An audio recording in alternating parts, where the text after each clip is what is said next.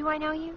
You were my guide for freshman orientation. You know that Hindenburg footage where people jump to their deaths to avoid Jet? Really? I look like Sunny statue. Coast University. And they're... Apa kabar lur? Itu tadi adalah beberapa cuplikan film Attack of the 50-Foot Cheerleader. Film yang dirilis pada tahun 2012 ini menceritakan seorang gadis muda yang ingin terlihat cantik dan sibuk supaya dia bisa masuk tim utama cheerleader. Tokoh utama dalam film ini adalah Casey yang diperankan oleh Jenna Sims. Oh iya, sebelum lanjut, film ini banyak sekali adegan buka-bukanya. Jadi banyak bagian aku potong, blur atau skip ya seluruh, supaya kalian tidak terlalu tegang. Casey adalah seorang siswa di salah satu sekolah. Dia hendak mengikuti audisi pemilihan calon anggota cheerleader. Namun tampaknya dia tidak disukai karena dia dekil dan tidak semok. Terutama bagi si ketua, Brittany. Brittany memanggil dan menyuruhnya untuk menirukan gerakannya. Namun tampaknya Casey kesulitan mengikuti dan malah dia sempat jatuh. Casey juga siswa dari kelas biologi. Dia dan partnernya yang bernama Kyle telah membuat suatu obat yang bisa membuat tubuh yang jelek menjadi halus. Dan mereka telah membuktikan dengan tikus percobaannya. Bahkan sang direktur sekolah yang melihat itu terkejut dan senang. Casey memimpikan untuk bisa bergabung dengan tim cheerleader yang bernama Zeta. Dia dan dua orang cewek lainnya datang ke rumah Zeta untuk bergabung dengan tim. Saat di sana, ujian pertama mereka adalah disuruh membuka baju untuk dilihat seberapa seksinya mereka. Saat giliran Casey, Brittany tampak tidak suka dan dia pun pulang ke apartemennya.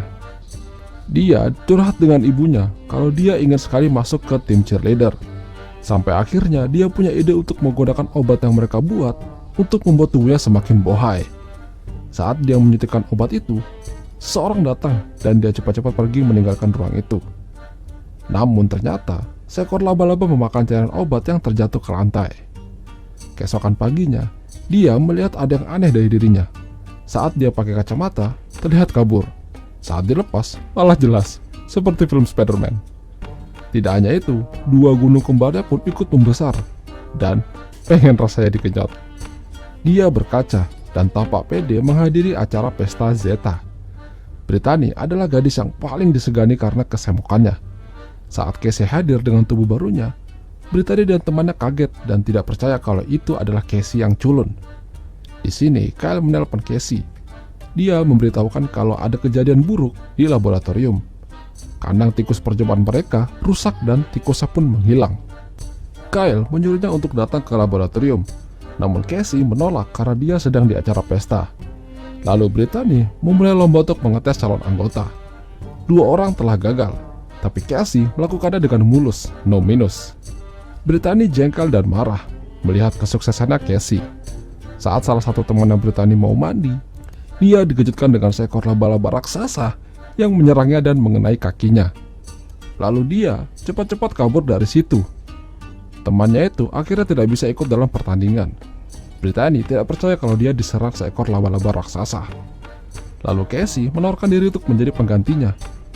Brittany sekali lagi menyuruh untuk Casey mengikuti gerakannya. Casey mengikuti dengan baik, malahan dia lebih lincah dari Brittany. Keesokan harinya, saat dia sedang dalam pelajaran, sesuatu terjadi pada tubuhnya. Tubuhnya seperti akan membesar, terutama di bagian gunung kembarnya. Dia dan temannya pun bergegas menuju ruangan lab, dan saat Kyle melihatnya, dia terkejut. Casey sudah bertambah besar dan tinggi. Kyle berusaha membuat vaksinnya, namun Casey menolak. Dia suka dengan tubuh barunya yang sekarang. Dengan tubuhnya yang sekarang, Casey tampak pede dimanapun dan kapanpun. Sampai akhirnya, dia pun bisa mendapatkan pria pujaannya dan berbincang dengannya. Malamnya, dia mengajak Casey untuk mantap-mantap di kamarnya si cowok, tapi Casey yang tidak sabaran langsung melakukannya di situ. Saat sedang mantap-mantap, Casey menjadi lebih besar lagi, dan dia juga melihat laba-laba raksasa yang mengejar cowok itu. Casey membantunya dan membunuh laba-laba itu. Kyle yang masih di ruangan laboratorium melihat Casey di luar dan sudah menjadi raksasa. Dia pun terkejut. Casey akhirnya meminta maaf pada Kyle karena egois dan meminta bantuannya untuk dibuatkan vaksin. Semakin hari, Casey semakin besar dan tidak ada baju yang bisa dia pakai. Lalu dia mengambil baju dari boneka raksasa yang ada di sekitar sekolah. Kyle berusaha menemukan vaksin itu dengan mengujinya pada kaki laba-laba raksasa yang sudah mati. Dan ternyata berhasil. Sementara itu, direktur sekolah mereka yang haus akan duit mencoba berniat jahat pada Casey. Dia mencoba untuk menangkap Casey dan diambil sampel darahnya untuk dijual. Malam harinya saat Kyle di ruangan laboratorium, dia didatangi oleh Brittany dan mencoba merayunya agar mendapatkan obat pembesar seperti Casey. Kyle menolak dan mereka pun bertengkar.